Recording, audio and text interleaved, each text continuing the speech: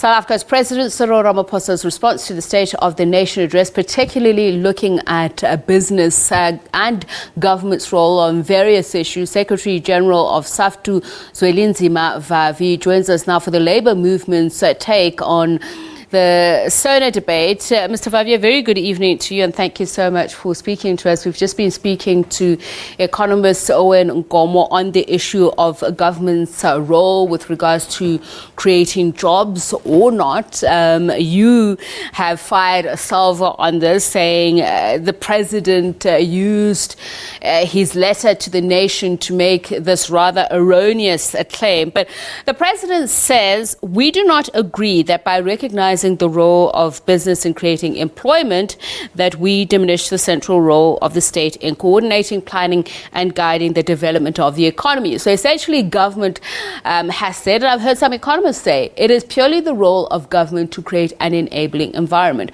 Do you disagree with this?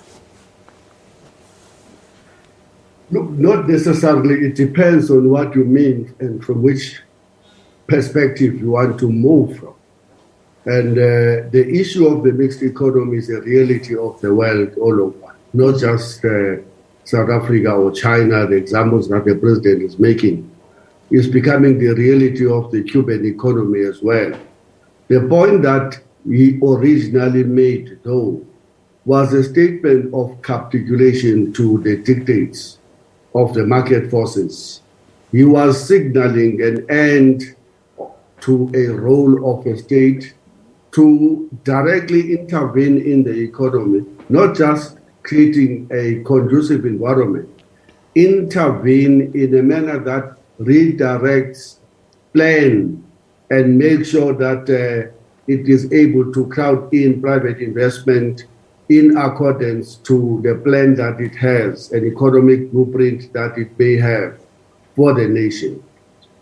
In the same speech, the president was boasting that the presidential employment stimulus has supported more than 850 opportunities in just 16 months. That's an intervention. And this is the type of a state that we need, a developmental, active, interventionist state that can make sure that it plays a role in the economy. Now, we want to remind the president and all of those that agree with him about what was promised, the social democratic policies that are envisaged in the RDP, in which we said economic growth was meant to be driven through the redistribution of wealth so that low-income people's local consumption in turn generates demand for local produced goods. That's what the RDP said. It goes further, if I can quote it, to say the RDP integrates growth, development, reconstruction, and redistribution into a united program. The key of this link is an infrastructure program that will provide access to modern and effective services like electricity, water, telecommunication, transport, health, education, and the training of our people. This program will both meet basic needs and open up previously suppressed economic and human potential of urban and rural areas, end of quote. Now, that's what we expect the government claiming to be a movement of the people, claiming to have a bias towards the working class and the poor of our country. That statement of the president was moving us way out of that framework into the framework of me first, to hell with everybody. There is no such a thing as society. Every person is an individual who must find his way out in this dark forest called the market, which is basically Thatcherism, which we rejected.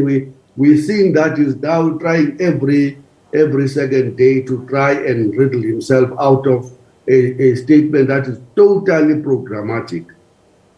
Now, I'd like to hear, you mentioned in your response that the world order generally is moving towards a mixed economy model. We mentioned China, but China is characterized by the predominance of public-owned or state-owned enterprises, which in South Africa we know there are loud voices that are against that. We've heard that with the failing SOEs.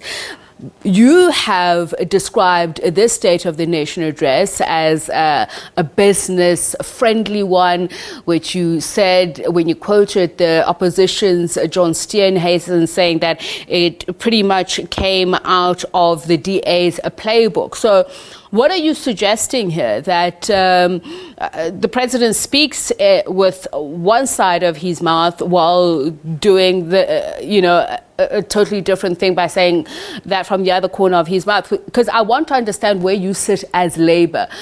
You've said a business-friendly strategy, like you've described, has served nothing but to cut jobs and stagnate the wages of workers. Absolutely. Look, what everybody have to be reminded is that the ANC long moved from the left to the center left, and now it has moved further from the center left to openly right-wing economic program, openly.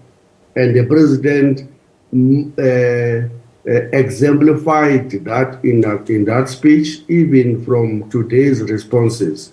He was basically still dancing in the same corner. The government of the ANC has since 1995 been trying to create a conducive environment for investment. It has been giving concession after concession to the private sector. I can give you just 5 major concessions that it has made. It privatized even the buses in the rural areas, to the point that today people in the rural areas are stuffed like sardines into the back of the buggies. The buses that were provided by the Badus 10 leaders are no more. It removed exchange controls, left, right, and center, and allowed the money to be moved out of the office economy. It allowed the companies to list their companies in New York, Britain, Australia, and other parts of the world. It dropped corporate taxes, which were 52% at their peak in 1992, to now 27% as we speak. It introduced increased the VAT currently to 15%, and we hear now that there is a rumor that we may see another 1% increase. We hope that that's not true, by the way, because the very same government is the one that we marched shoulder to shoulder with in 1991 in rejection of the VAT proper, because it is a regressive tax system that distributes wealth from the rich, or from the poor rather, to the rich. It introduced inflation target, introduced labor market reforms, liberalized trade, did everything that the market have done. There has been no reciprocation, and the business have continued with its longest strike, the investment strike as we speak. It is hoarding a 1.4 trillion rands. It is cutting and has cut millions of jobs. It has driven wages of South African workers into stagnation, whilst increasing the executive wages to obscene levels, leading to the crisis of inequality in South Africa. It is moving an estimated between 3 to 7% of the GDP, or at least almost 400 billion rands out of the economy through illicit cash outflows and mispricing. It is dodging this tax responsibility to the tune of a minimum of 50 billion rands a year. It is looting the government procurement budget to the tune of 35 to 40%. It has turned our economy into a casino. So turned our economy into a casino. So the more the president gives concessions, the more the corporates and markets are demanding more concessions. So are you saying the president, Mr. Vavi, has not done this, aided the rapidly expanding of South Africa's own productive capacity, and as he said earlier on, that business has mobilized private capital and promoted private enterprise in order to meet the developmental goals of the country? So you are saying all of this is untrue? Absolutely. The reality is that the business, despite this, there is a job summit, there's an investment summit, this is the record that they can produce. The record that have driven our unemployment to almost 50% of the population, with 77% of our young people below the age of 24 trapped in degrading unemployment and poverty, creating social ills such as abuse of drugs, abuse of liquor, and all that goes with it. Privatization has taken place. The ESCOM that used to be the most powerful institution we had from the apartheid regime is now on its knees. It's being hollowed out deliberately to open space for the IPPs as part of this so-called investment. Workers are taking such a pounding from these investment companies that is not monitored and policed by the government. As we speak, there's a strike by workers at Clover, who are seeing their wages being cut by 20% thanks to the investments that the president is talking about. Because this is all happening because the government has not played its role as a developmental, active, interventionist state that can redirect economic development towards its own goals.